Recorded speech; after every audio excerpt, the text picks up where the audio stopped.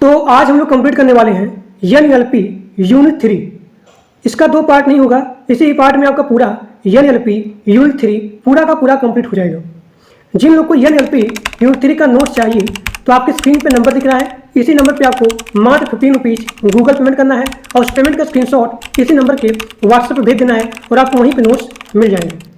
तो चलिए क्लास को स्टार्ट करते हैं बिना किसी देर किए। तो इससे पहले जो लोग चैनल पर नए हो वो लोग प्लीज़ सब्सक्राइब कर लीजिए और जो लोग टेलीग्राम ग्रुप में और व्हाट्सएप ग्रुप में नहीं ज्वाइंट हो तो उसका लिंक दिया गया है डिस्क्रिप्शन बॉक्स में और कमेंट बॉक्स में पिन है, तो सभी लोग जाकर के ग्रुप को ज्वाइन कर लीजिए। तो चलिए क्लास को स्टार्ट करते हैं बिना किसी देर किए।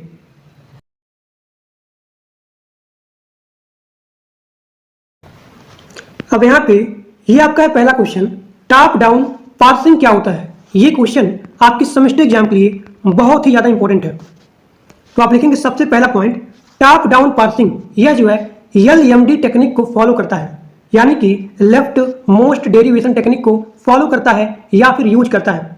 अगला पॉइंट आप लिखेंगे टॉप डाउन पार्सिंग, इसका जो वर्किंग होता है रूट नोड से लीफ नोड की तरफ होता है। इसीलिए आप लिखेंगे कि टॉप डाउन पार्सिंग में सबसे पहले रूट नोड को बनाया जाता है, रूट नोड बनाने के बाद उसके लीफ नोड को बनाया जाता है। तो वही चीज यहां लिखा गया है कि टॉप डाउन पार्सिंग अप्रोच यह जो है LMD टेक्निक को फॉलो करता है। टॉप डाउन पार्सिंग अप्रोच में सबसे पहले रूट नोड को बनाया जाता है, रूट नोड को बनाया जाता है या फिर रूट नोड से इसका वर्किंग होता है रूट नोड से लीफ नोड की तरफ। तो यहाँ देखिए वही चीज यहाँ लिखा गया है कि सबसे पहले रूट नोड को बनाते हैं और उसके बाद जो है इसके लीफ नोड को जनरेट करते हैं या फिर क्रिएट करते हैं। अब यहाँ देखिए इसका सेम उल्टा ये आपका है बॉटम अप पार्सिंग। तो आप लिखेंगे बॉटम अप पार्सिंग यह जो है RMD को फॉलो करता है, RMD right most derivation technique को फॉलो करता है या फिर यूज करता है। बॉटम अप पार्सिंग क्या होता है, इसमें लीफ नोड से रूट नोड इस प्रकार से इसका वर्किंग होता है, यानी कि नीचे से ऊपर की तरफ, लीफ नोड से रूट नोड की तरफ। तो सबसे पहले बॉटम अप पार्सिंग में सबसे पहले हम लोग लीफ नोड को बनाते हैं या फिर लीफ नोड से इसका वर्किंग स्टार्ट होता है। तो लीफ नोड बनाने के बाद रूट नोड को या फिर पेरेंट नोड को बनाया जाता है। ठीक, अब यहां देखिए इसका वर्किंग कैसे होता है। आप लिखेंगे जो बॉटम अप पार्सिंग होता है इसका एम क्या होता है कि जो भी आपका है रूट नोड, इस रूट नोड तक पहुंचने के लिए सबसे कम स्ट्रिंग का या फिर ब्रांच का यूज किया जाए। तो वही चीज यहाँ लिखा गया है, the main aim of the bottom up parsing is to reduce the input string of text to get the start symbol by using the right most derivation technique. यानी कि RMD का यूज करके जो भी होता है बॉटम अप पार्सिंग, मैंने क्या बताया कि RMD का इसमें यूज किया जाता है। इसी RMD का यूज करके जो भी आपका होता है स्टार्ट सिंबल, जो भी होता है रूट नोड, उस रूट नोड तक पहुंचने के लिए यहाँ पे यूज किया जाता है इस टेक्निक का। इसी टेक्निक का यूज करके आप कम से कम स्ट्रिंग का यूज करो और आप यहाँ पे रूट नोड तक पहुंच जाओ। अभी देखेंगे इसका क्वेश्चन। देखिए यहाँ पे क्वेश्चन दिया गया, यह आपका है टॉप डाउन पार्सिंग का, टॉप डाउन पार्सिंग का न्यूमेरिकल। यहाँ पे दिया गया है ग्रामर। सभी लोग सबसे पहले देखिए ग्रामर, जो भी यहाँ पे सेंटेंस है या फिर यस है, यह जो है जनरेट कर रहा है VP को, और VP यहाँ पे वर्ब को और यहाँ पे नाउन फ्रेज को जनरेट कर रहा है। और आपको यहाँ पे जनरेट करना है बुक दैट फ्लाइट, यानी कि जो भी आप यहाँ पे पार्स ट्री बनाएंगे उसके लास्ट में नीचे इस प्रकार से आना चाहिए बुक दैट फ्लाइट। ठीक, तो मैंने क्या बताया कि टॉप डाउन पार्सिंग में यहाँ पे जिसका वर्किंग होता है, जिसका ट्री बनता है, सबसे पहले बनेगा रूट नोड, यानी कि आप सबसे पहले बनाएंगे ऊपर से, यस स्टार्ट करेंगे। फिर आप देखेंगे कि जो यहाँ पे यस है, यस क्या क्या प्रोड्यूस कर रहा है। देखिए यस यहाँ पे VP को प्रोड्यूस कर रहा है, तो मैं लिखा है यहाँ पे VP। अब यहाँ देखिए जो भी यहाँ पे VP है, VP यहाँ पे क्या प्रोड्यूस कर रहा है, तो आप लिखेंगे वर्ब को और यहाँ पे NP को। अब यहाँ पे आपको ध्यान देना है कि जो भी आपका एम है वो है इस चीज को लाना, बुक दैट फ्लाइट। अब यहाँ देखिए यहाँ पे आ गया वर्ब और यहाँ पे NP आ गया, क्योंकि यहाँ VP प्रोड्यूस कर रहा है वर्ब को और यहाँ पे NP को प्रोड्यूस कर रहा है। अब यहाँ देखिए यहाँ जो वर्ब है, वर्ब यहाँ पे क्या प्रोड्यूस कर रहा है, तो यहाँ देखिए बुक को, इस बुक को यहाँ पे प्रोड्यूस कर रहा है। तो आप लिखेंगे वर्ब के अंदर यहाँ पे आ गया बुक। अब यहाँ देखिए जो भी यहाँ पे VP है, VP इसने यहाँ पे वर्ब को प्रोड्यूस किया और उसके बाद यहाँ पे NP को प्रोड्यूस कर दिया। अब यहाँ देखिए NP जो है यह क्या क्या प्रोड्यूस कर रहा है, तो यहाँ पे डिटरमिनेंट को यानी कि DET को, और यहाँ पे NOM इसको यहाँ पे प्रोड्यूस कर रहा है। अब यहाँ देखिए DET यहाँ पे क्या प्रोड्यूस कर रहा है, क्योंकि आपका EM यहाँ पे कंप्लीट हो चुका, क्योंकि आपका जो बुक है ये वाला आपका पूरा का पूरा कंप्लीट हो गया। अब आपको लाना दैट, तो यहाँ पे DET प्रोड्यूस कर रहा है दैट को, तो यहाँ पे आ गया दैट आ गया। अब यहाँ देखिए ये भी खत्म, ये भी खत्म। अब आपको लाना फ्लाइट। अब यहाँ देखिए अब जो भी यहाँ पे NOM है, NOM ये यहाँ पे प्रोड्यूस कर रहा है सिंगुलर नाउन को, यानी कि SN को प्रोड्यूस कर रहा है। अब यहाँ देखिए सिंगुलर नाउन यहाँ पे क्या प्रोड्यूस कर रहा है, फ्लाइट। तो जो भी आपका यहाँ पे आउटपुट आना चाहिए वो यहाँ पे आ गया, book that flight, book that flight. देखिए तो इसी प्रकार से आपको यहाँ पे डायग्राम बनाना है। डायग्राम में जो भी आपका पास्ट ट्री है, जब भी आप बनाते हो तो आपको ध्यान रखना है कि आप क्या लाना है। ठीक, अगर यहाँ पे कोई भी चीज़ दे दे तो आप उसको इग्नोर करके वही चीज़ लिखोगे जो यहाँ प्रोड्यूस कर रहा है और जो आपको लाना है। जैसे कि यहाँ पे वर्ब दिया गया है, तो आपने यहाँ देख लिया, अच्छा यहाँ पे वर्ब है यानी कि यहाँ पे बुक आ जाएगा। तो इसी प्रकार से आपको ट्री बनाना है। क्या आपको लाना है, बस ये आपको दिमाग में नोट करना है। तो ये आपको हो गया टॉप डाउन पार्सिंग। तो अभी आपने यहाँ पे पार्स ट्री बनाया, तो आपने देखा कि सबसे पहले आपने क्या बनाया, यस, ऊपर से आपने स्टार्ट कर दिया रूट नोड से। तो सबसे पहले आपने क्या बनाया, रूट नोड, उसके बाद यहाँ पे लीफ नोड। यानी कि टॉप डाउन पार्सिंग में जो भी इसका वर्किंग होता है वो रूट नोड से लीफ नोड की तरफ होता है। अब यहाँ देखिए, अब यहाँ पे सेम एग्जाम्पल है, ग्रामर यहाँ पे सेम है। ठीक, अब इसी को आपको पार्स ट्री बनाना है by using bottom up parsing example, bottom up parsing. इसके द्वारा यहाँ पे आपको पार्स ट्री बनाना है। तो देखिए मैंने क्या बताया कि बॉटम अप पार्सिंग में आपका यहाँ पे मेन उद्देश्य होता है कि आप सबसे कम स्ट्रिंग का यूज करो स्टार्ट सिंबल तक पहुंचने के लिए। जो भी आपका रूट नोड होता है वहां तक पहुंचने के लिए आपको सबसे कम स्ट्रिंग या फिर ब्रांच का यूज किया जाता है। तो ये होता है इसका सबसे मेन उद्देश्य। अब यहाँ देखिए, आप स्टार्ट करेंगे नीचे से, फ्लाइट से, क्योंकि जो भी आपका फ्लाइट है अगर आप यहाँ से स्टार्ट करोगे तो बहुत ही छोटा डायग्राम बनेगा। रूट नोड तक पहुंचने के लिए बहुत यहाँ पे कम स्ट्रिंग का यूज किया जाएगा, इसीलिए मैंने यहाँ सबसे पहले फ्लाइट से स्टार्ट कर दिया, फ्लाइट से। अब आप देखेंगे यहाँ पे दिया गया है ना, जो भी यहाँ फ्लाइट है, फ्लाइट, तो फ्लाइट किसके द्वारा प्रोड्यूस किया जा रहा है, तो आप लिखेंगे सिंगुलर नाउन। तो देखिए यहाँ पे आ गया सिंगुलर नाउन। अब यहाँ देखिए जो भी यहाँ पे सिंगुलर नाउन है यह किसके द्वारा प्रोड्यूस किया जा रहा है, तो आप लिखेंगे NOM के द्वारा। देखिए सिंगुलर नाउन यहाँ पे प्रोड्यूस कौन कर रहा है, NOM। तो आपने लिखा है यहाँ पे NOM। अब यहाँ देखिए ध्यान से, जो भी यहाँ पे NOM है यह किसके द्वारा यहाँ पे प्रोड्यूस हो रहा है, तो आप देखेंगे NOM ND के द्वारा और यहाँ पे NP के द्वारा, NP और यहाँ पे ND इन दोनों के द्वारा यहाँ पे NOM प्रोड्यूस हो रहा है। तो आपको वही चीज लेना है जिसके द्वारा आपको शॉर्टकट तरीके से यानी कि कम से कम स्ट्रिंग का यूज करके आप स्टार्ट सिंबल पे पहुंच जाओ, रूट नोड तक पहुंच जाओ। अगर आप यहाँ पे ND लेते हो, ND, तो आपका जो भी डायग्राम है वो यहाँ ब्लॉक हो जाएगी, यानी कि आप आगे नहीं जा सकते हो। अगर आपको विश्वास नहीं है तो आप यहाँ पे ND यूज करके देखो, ND। तो जैसे आप यहाँ पे ND यूज करोगे, देखिए यहाँ पे ND किसके द्वारा यहाँ पे प्रोड्यूस किया जा रहा है, देखिए कोई भी नहीं है, यानी कि आपका जो भी रास्ता है वो रास्ता है बंद हो गया। तो इसीलिए मैंने क्या किया कि यहाँ पे मैंने NP ले लिया। ठीक, अब यहाँ से स्टार्ट करेंगे दैट का। अब यहाँ देखिए दैट जो है डिटरमिनेंट के द्वारा यहाँ पे हो रहा है प्रोड्यूस, देखिए DET के द्वारा। फिर यहाँ देखिए DET NP के द्वारा यहाँ पे हो रहा है प्रोड्यूस, देखिए DET यहाँ पे NP के द्वारा, NP के द्वारा यहाँ पे हो रहा है प्रोड्यूस। तो आप यहाँ पे ला देंगे इसको इस तरीके से। अब यहाँ देखिए नीचे आइए, बुक से, बुक जो है वर्ब के द्वारा यहाँ हो रहा है प्रोड्यूस, और वर्ब फ्रेज के अंदर आ रहा है। देखिए जब यहाँ पे वर्ब है ये आ रहा है वर्ब फ्रेज के अंदर, यानी कि वर्ब फ्रेज यहाँ प्रोड्यूस कर रहा है वर्ब को। तो यहाँ पे ये डायग्राम बन गया ये वाला। अब यहाँ देखिए जो भी NP है इस NP को प्रोड्यूस कौन कर रहा है, VP। देखो NP को प्रोड्यूस कौन कर रहा है, VP। अब देखिए बहुत ही अच्छे तरीके से आपका यहाँ डायग्राम बन गया, यानी कि ऊपर ले गए इसको आपने मिला दिया। ठीक, अब जैसे आप इसको मिलाओगे तो आपने यहाँ देखिए जो भी आपका VP है वो यहाँ पे प्रोड्यूस हो रहा है यस के द्वारा। तो आपने रूट नोड तक पहुँच गया। तो बॉटम अप पार्सिंग का मेन उद्देश्य यही होता है कि आप कम से कम स्ट्रिंग का या फिर ब्रांच का यूज करके आपको स्टार्ट नोड पर रूट नोड तक पहुंचना है। तो ये होता है इसका सबसे मेन उद्देश्य, ठीक। और यहाँ पे RMD का यूज किया जाता है, राइट मोस्ट डेरिवेशन। अब यहाँ पे आपका अगला है टॉप डाउन पार्सिंग और बॉटम अप पार्सिंग, इन दोनों में डिफरेंस क्या होता है। तो आप लिखेंगे सबसे पहला point, top down parsing, grammar rule का यूज करके टॉप डाउन पार्सिंग में जो भी इसका वर्किंग होता है वो टॉप से डाउन की तरफ होता है, यानी कि रूट नोड से लीफ नोड की तरफ होता है। और इसमें सबसे पहले हम लोग बनाते हैं क्या, रूट नोड बनाते हैं, उसके बाद इसके लीफ नोड को बनाते हैं by using the grammar rule.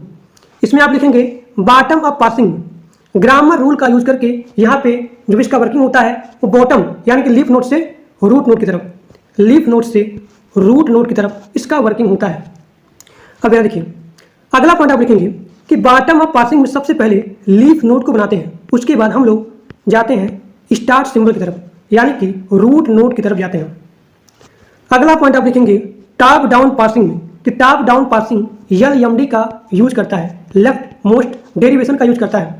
Bottom up parsing यहाँ पे आप लिखेंगे कि बॉटम अप पार्सिंग RMD का यूज करता है, राइट मोस्ट डेरिवेशन का यूज करता है।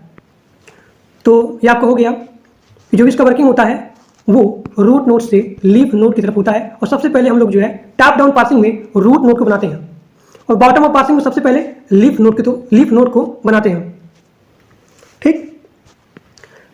देखिए LMD को यूज करता है और यह जो है RMD को यूज करता है।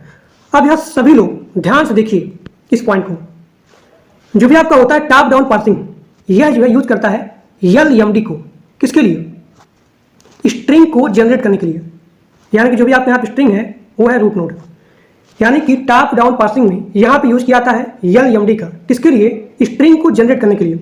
अब यहाँ देखिए बॉटम अप पार्सिंग यहाँ पे यूज किया जाता है RMD का, बॉटम अप पार्सिंग में यहाँ पे RMD का यूज किया जाता है, किसके लिए, स्ट्रिंग को रिड्यूस करने के लिए, यानी कि जो भी आपका होता है स्टार्ट सिंबल होता है या फिर रूट नोड होता है वहां तक पहुंचने के लिए इसने यहाँ पे यूज किया RMD।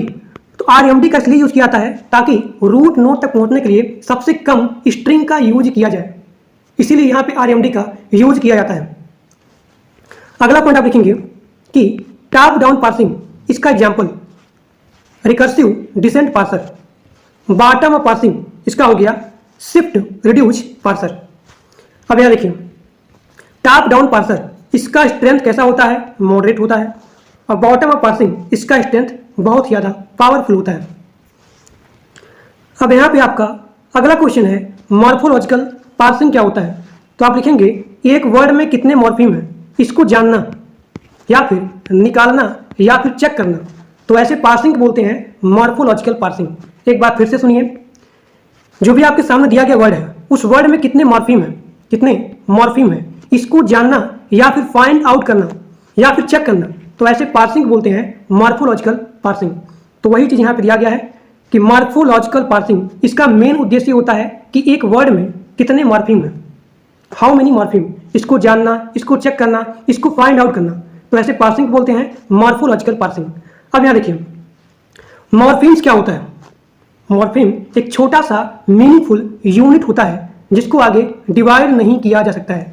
तो आप लिखेंगे मॉर्फीम का मतलब ये होता है कि दिए गए लैंग्वेज में एक छोटा सा स्मॉलर मीनिंगफुल यूनिट जिसको आगे डिवाइड नहीं किया जा सकता है, उसको मॉर्फीम्स बोलते हैं, ठीक। अब यहाँ देखिए जैसे कि यहाँ पे एग्जांपल दिया गया है मैंगो का, तो मैंगो में यहाँ पे आ गया मैंगो और यहाँ पे आ गया ईएस, तो यहाँ पे दो मॉर्फीम है, एक मैंगो है और एक यहाँ पे है ईएस। अब यहाँ देखिए मॉर्फीम्स को यहाँ पे दो क्लास में डिवाइड किया गया है, पहला आपका है स्टेम और दूसरा आपका है एफिक्स। देखिए पहला आपका है स्टेम्स और दूसरा आपका है एफिक्स। स्टेम को रूट नोड भी बोला जाता है और यहाँ जो एफिक्स होता है इसको यहाँ पे तीन कैटेगरी में डिवाइड किया गया है, पहला आपका है प्रीफिक्स, सफिक्स और यहाँ पे है इनफिक्स। अब यहाँ देखिए प्रीफिक्स क्या होता है, मेन वर्ड के पहले लगने वाला एफिक्स, उसको बोलते हैं प्रीफिक्स। जैसे कि यहाँ पे एग्जांपल दिया गया है रिफॉर्म का, तो यहाँ पे RE प्रीफिक्स है, अनवांटेड में UN यहाँ पे प्रीफिक्स है और डिसलाइक में DIS प्रीफिक्स है। सफिक्स मेन वर्ड के बाद में लगने वाला, जैसे कि आपका हो गया लव्ड, तो यहाँ पे ED जो है ये आपका है सफिक्स। अब यहाँ देखिए मेन वर्ड के बीच में लगने वाला उसे बोलते हैं इनफिक्स। जैसे कि यहाँ पे दिया गया है मदर्स इन लॉ, तो यहाँ पे यस क्या है, यहाँ पे इनफिक्स है। पासर्स बाई, यहाँ देखिए पासर्स बाई, तो जो यहाँ पे यस है ये भी आपका इनफिक्स है।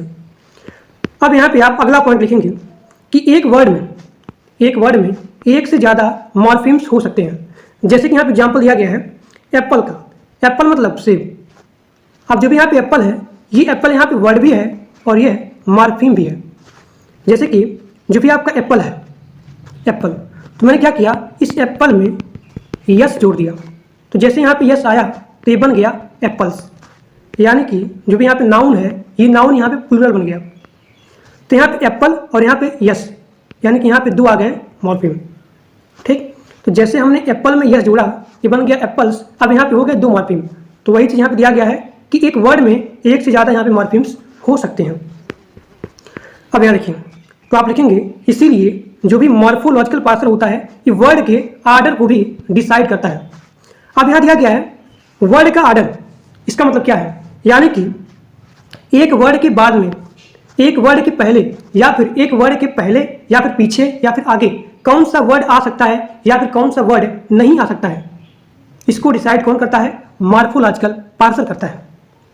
ठीक, तो इसीलिए आप लिखेंगे कि इसीलिए मॉर्फोलॉजिकल पार्सर वर्ड के आर्डर को भी डिटरमाइन या फिर डिसाइड करता है। अब यहाँ देखिए, मॉर्फोलॉजिकल पार्सिंग को डिजाइन करने के लिए इसके तीन पार्ट होते हैं या फिर थ्री कंपोनेंट होते हैं, थ्री एलिमेंट होते हैं, थ्री थिंग्स होते हैं। पहला आपका है लेक्सिकॉन, मॉर्फोटैटिक्स होता है, और दूसरा आपका है ऑर्थोग्राफिक्स रूल। इन्हीं पार्ट का यूज करके मॉर्फोलॉजिकल पार्सिंग का डिजाइन किया जाता है। तो ये आपका हो गया पहला लेक्सिकॉन। तो आप लिखेंगे लेक्सिकॉन में स्टेम और अफिक्स ये दोनों लेक्सिकॉन में शामिल होते हैं, और स्टेम और अफिक्स इन दोनों के बारे में जो भी बेसिक इंफॉर्मेशन होता है वो भी लेक्सिकॉन में शामिल होता है या फिर इंक्लूड होता है। जैसे कि यहाँ पे एग्जांपल दिया गया है कि कौन सा वर्ड स्टेम है या फिर अफिक्स है, या फिर कौन सा वर्ड अफिक्स है या फिर स्टेम है। अगला पॉइंट, अगर वो अफिक्स है तो कौन सा अफिक्स है, यानी कि प्रीफिक्स है कि सफिक्स है कि इनफिक्स है। तो इनके बारे में जो भी बेसिक इंफॉर्मेशन होता है वो लेक्सिकॉन में शामिल होता है, तो उसे बोलते हैं लेक्सिकॉन। अगला पॉइंट, अगला पार्ट है मॉर्फोटैटिक्स। यह जो है एक सेट ऑफ रूल्स होता है जो कि वर्ड को, जो भी यहाँ पे वर्ड होता है उसके आगे पीछे बीच में पहले बाद में कौन सा वर्ड आ सकता है या फिर कौन सा वर्ड नहीं आ सकता है, इसके बारे में डिसाइड कौन करता है, मॉर्फोटैटिक्स करता है। ठीक, तो आप लिखेंगे मॉर्फोटैटिक्स, यह जो है एक सेट ऑफ रूल होता है जिसकी सहायता से यह जो है डिसाइड करता है कि कौन से वर्ड के बाद में या फिर पहले या फिर बीच में या फिर आगे या फिर पीछे कौन सा वर्ड आ सकता है या फिर कौन सा वर्ड नहीं आ सकता है। इसको डिसाइड करने का काम कौन करता है, मॉर्फोटैटिक्स करता है। ठीक, जैसे कि यहाँ पे एग्जाम्पल दिया गया है, देखिए ध्यान से, यहाँ पे तीन वर्ड है, यूज है, एबल है और यहाँ पे नेस है। तो ये तीनों मिलकर के एक मीनिंगफुल वर्ड को बना रहे हैं, यूज, एबल, नेस। ठीक, अब यहाँ पे जब यहाँ पे मीनिंगफुल वर्ड बन गया, यानी कि यह जो है मॉर्फोटैटिक्स सेट ऑफ रूल को अवॉइड नहीं कर रहे हैं, और यह जो है तीनों मिला करके, तीनों वर्ड मिला करके एक मीनिंगफुल वर्ड को बना रहे हैं। इसीलिए यहाँ पे मॉर्फोटैटिक्स इसको एग्री कर देगा।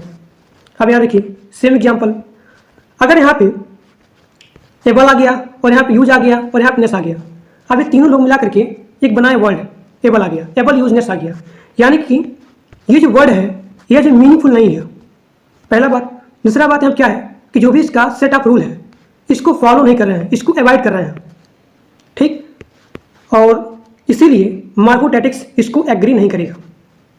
तो वही चीज़ यहाँ पे है कि कौन से वर्ड के बाद में पहले या फिर पहले आगे पीछे बीच में कौन सा वर्ड आ सकता है या फिर कौन सा वर्ड नहीं आ सकता है, इसको डिसाइड कौन करता है, मॉर्फोटैटिक्स करता है। ठीक, अब यहाँ देखिए अगला आपका पार्ट है ऑर्थोग्राफिक्स रूल। तो आप लिखेंगे ऑर्थोग्राफिक्स रूल में यहाँ पे स्पेलिंग रूल होता है। जैसे कि यहाँ पे एग्जांपल दिया गया है लेडी प्लस यस, तो यहाँ पे होना चाहिए LADYS, तो यहाँ पे क्या आ जाएगा, गलत हो जाएगा। यानी कि इसको ऑटोमेटिक चेंज करके यहाँ पे बना देगा लेडीज। यानी कि जैसे आपने यहाँ पे लेडी, यहाँ देखिए जैसे आपने यहाँ पे लेडी प्लस यस जोड़ा तो तुरंत यहाँ पे आ जाएगा लेडीज। तो जो भी यहाँ पे चेंजिंग हो रहा है, जो भी यहाँ पे स्पेलिंग चेंजिंग हो रहा है, उसको डिसाइड कौन कर रहा है? तो आप लिखेंगे ऑर्थोग्राफिक्स रूल कर रहा है, क्योंकि इसके अंदर क्या है? स्पेलिंग रूल है। तो ये आपका हो गया 3 पार्ट, ऑर्थोग्राफिक्स रूल, और दूसरा आपका है मॉर्फोटेटिक्स, और पहला आपका है लेक्सिकॉन। इन्हीं तीनों पार्ट की सहायता से मॉर्फोलॉजिकल पार्सिंग का डिजाइन किया जाता है। अब आगे देखिए अगला क्वेश्चन। अब यहाँ पे आपका अगला क्वेश्चन है इन्फ्लेक्शनल और यहाँ पे डेरिवेशनल मॉर्फोलॉजी क्या होता है। तो अभी मैंने बताया कि मॉर्फोलॉजी क्या होता है, मॉर्फिम्स क्या होता है, और यहाँ पे मॉर्फोलॉजी को डिजाइन करने के लिए कौन कौन से पार्ट होते हैं। तो यहाँ जो मॉर्फोलॉजी होता है, अगला पॉइंट आप लिखेंगे कि मॉर्फोलॉजी को यहाँ पे 2 क्लास में डिवाइड किया गया है, या फिर मॉर्फोलॉजी के यहाँ पे 2 क्लास होते हैं। पहला आपका है इन्फ्लेक्शनल मॉर्फोलॉजी और दूसरा आपका है डेरिवेशनल मॉर्फोलॉजी। अब यहाँ देखिए पहला आपका है इन्फ्लेक्शनल मॉर्फोलॉजी। तो आप लिखेंगे इसका डिफिनेशन कि किसी वर्ड को किसी दूसरे वर्ड के साथ ऐड कर दिया जाए तो उसका पार्ट ऑफ स्पीच, यानी कि जो भी यहाँ पे कैट है, इसका पार्ट ऑफ स्पीच क्या है? नाउन है। तो किसी वर्ड को किसी दूसरे वर्ड के साथ ऐड कर दिया जाए तो उसका पार्ट ऑफ स्पीच, और जो वर्ड बना उसका पार्ट ऑफ स्पीच अगर यहाँ पे सेम होता है तो ऐसे मॉर्फोलॉजी को बोलते हैं इन्फ्लेक्शनल मॉर्फोलॉजी। तो जो चीज़ यहाँ पे बना कैट्स, ये भी क्या है? नाउन है। तो आप लिखेंगे कि किसी वर्ड को किसी दूसरे वर्ड के साथ ऐड कर दिया जाए तो उसका पार्ट ऑफ स्पीच, यानी कि इस कैट का पार्ट ऑफ स्पीच, और ऐड करने के बाद जो वर्ड बना उसका पार्ट ऑफ स्पीच अगर यहाँ पे सेम होता है तो ऐसे मॉर्फोलॉजी बोलते हैं इन्फ्लेक्शनल मॉर्फोलॉजी। जैसे कि यहाँ पे एग्जाम्पल दिया गया है, देखिए यहाँ पे कैट है, अब इस कैट में हमने यह जोड़ दिया तो बन गया कैट्स। तो जो भी यहाँ पे कैट है ये भी आपका नाउन है, और ऐड करने के बाद जो भी यहाँ पे वर्ड बना वो भी यहाँ पे नाउन है, यानी कि इन दोनों का पार्ट ऑफ स्पीच यहाँ पे सेम है। तो ऐसे मॉर्फोलॉजी बोलते हैं इन्फ्लेक्शनल मॉर्फोलॉजी। तो ये आपको हो गया डिफिनेशन। अब यहाँ देखिए इन्फ्लेक्शनल मॉर्फोलॉजी, इसका जो उल्टा है वो है डेरिवेशनल मॉर्फोलॉजी। इसमें आप लिखेंगे कि किसी वर्ड को, यहाँ देखिए किसी वर्ड को किसी दूसरे वर्ड के साथ ऐड कर दिया जाए तो उसका पार्ट ऑफ स्पीच, किसी वर्ड को किसी दूसरे वर्ड के साथ ऐड कर दिया जाए तो उसका पार्ट ऑफ स्पीच, और जो वर्ड बना उसका पार्ट ऑफ स्पीच चेंज हो सकता है। मैंने क्या बोला? चेंज होगा या फिर हो सकता है। तो ऐसे मॉर्फोलॉजी बोलते हैं डेरिवेशनल मॉर्फोलॉजी। क्योंकि मैंने क्या बोला कि चेंज हो सकता है, क्योंकि डेरिवेशनल मॉर्फोलॉजी इसके 2 टाइप होते हैं। एक होता है क्लास चेंजिंग जिसको यहाँ पे उसके क्लास को चेंज किया जा सकता है, और दूसरा होता है क्लास मेंटेनिंग, उसके क्लास को मेंटेन किया जा सकता है। इसीलिए मैंने बोला कि चेंज हो सकता है, मैंने ये नहीं बोला कि चेंज होगा, चेंज हो सकता है। तो ऐसे मॉर्फोलॉजी बोलते हैं डेरिवेशनल मॉर्फोलॉजी। एक बात फिर से सुनिए, यहाँ पे एग्जांपल दिया गया है कि कोई वर्ड है, एक ऐसा वर्ड जिसको किसी दूसरे वर्ड के साथ ऐड कर दिया जाए, जैसे कि यहाँ डेंजर है, डेंजर, और किसी दूसरे वर्ड के साथ यानी कि OUS किसी दूसरे वर्ड के साथ यहाँ पे ऐड कर दिया गया तो उसका पार्ट ऑफ स्पीच, यानी कि यहाँ जो भी डेंजर है वो नाउन है, और ऐड करने के बाद जो वर्ड बना उसका पार्ट ऑफ स्पीच यहाँ पे सेम नहीं होगा, चेंज हो सकता है। तो ऐसे मॉर्फोलॉजी बोलते हैं डेरिवेशनल मॉर्फोलॉजी। यहाँ पे एग्जांपल दिया गया है, डेंजर क्या है यहाँ पे? इसका पार्ट ऑफ स्पीच नाउन है, और यहाँ पे हमने जोड़ा डेरिवेशनल मॉर्फोलॉजी OUS, तो ऐड करने के बाद यहाँ पे डेंजरस बन गया। अब जो भी यहाँ पे डेंजरस है ये क्या है? एडजेक्टिव है। तो ये आपका हो गया डेरिवेशनल मॉर्फोलॉजी। अगला पॉइंट आप लिखेंगे इन्फ्लेक्शनल मॉर्फोलॉजी में, इसमें लिखेंगे जो भी इसका रेगुलरिटी होता है वो बहुत ही ज़्यादा होता है, यानी कि मोर रेगुलर होता है। लेकिन डेरिवेशनल मॉर्फोलॉजी इसमें रेगुलरिटी बहुत ही कम होती है। क्यों? क्योंकि इन्फ्लेक्शनल मॉर्फोलॉजी में अगर आपने कोई वर्ड लिया, उस वर्ड के साथ अगर आप यस जोड़ते हो, यस, तो ज़्यादा मात्रा में यानी कि ज़्यादा संभावना होता है कि वो प्लूरल ही बनेगा। ठीक, जैसे कि आपने यहाँ पे एग्जाम्पल लिया कैट्स का, जैसे कि यहाँ हो गया एप्पल, एप्पल में आपने ऐड किया यस तो बन गया बहुवचन, प्लूरल बन गया। तो यहाँ पे रेगुलरिटी बहुत ही ज़्यादा होती है, और डेरिवेशनल मॉर्फोलॉजी में रेगुलरिटी यहाँ पे कम होती है। अब यहाँ देखिए इन्फ्लेक्शनल मॉर्फोलॉजी, यहाँ पे या तो सफिक्स या तो इनफिक्स यूज हो सकता है, लेकिन प्रीफिक्स यूज नहीं हो सकता है। किसमें? इन्फ्लेक्शनल मॉर्फोलॉजी में। अगला पॉइंट आप लिखेंगे कि डेरिवेशनल मॉर्फोलॉजी, यहाँ पे प्रीफिक्स और यहाँ पे सफिक्स, ये दोनों यहाँ पे यूज हो सकता है डेरिवेशनल मॉर्फोलॉजी में। अब यहाँ देखिए इनफ्लेक्शनल मॉर्फोलॉजी, क्या यहाँ पे पार्ट ऑफ स्पीच चेंज होगा? तो आप लिखें कभी नहीं। इनफ्लेक्शनल मॉर्फोलॉजी में यहाँ पे पार्ट ऑफ स्पीच कभी चेंज नहीं होता है। लेकिन डेरिवेशनल मॉर्फोलॉजी, यहाँ पे पार्ट ऑफ स्पीच चेंज हो सकता है। मैंने क्या बोला? हो सकता है, क्योंकि डेरिवेशनल मॉर्फोलॉजी के यहाँ पे दो टाइप होते हैं। पहला है क्लास चेंजिंग और दूसरा है class maintaining. Class changing, class maintaining. अब यहाँ देखिए, लेकिन इनफ्लेक्शनल मॉर्फोलॉजी इसके यहाँ पे कोई भी टाइप नहीं होते हैं। तो ये आपको हो गया इनफ्लेक्शनल मॉर्फोलॉजी और ये आपको हो गया डेरिवेशनल मॉर्फोलॉजी। तो आज आपका पूरा NLP यूनिट 3 पूरा का पूरा कंप्लीट हो चुका। तो आज के लिए बस इतना ही। Thank for watching my video. और जो लोग टेलीग्राम ग्रुप में, व्हाट्सएप ग्रुप में नहीं ज्वाइन हो, वो लोग ग्रुप को ज्वाइन कर लीजिए। और जो लोग चैनल पर नए हो वो लोग प्लीज़ सब्सक्राइब कर लीजिए। तो आज के लिए बस इतना ही। Thank you.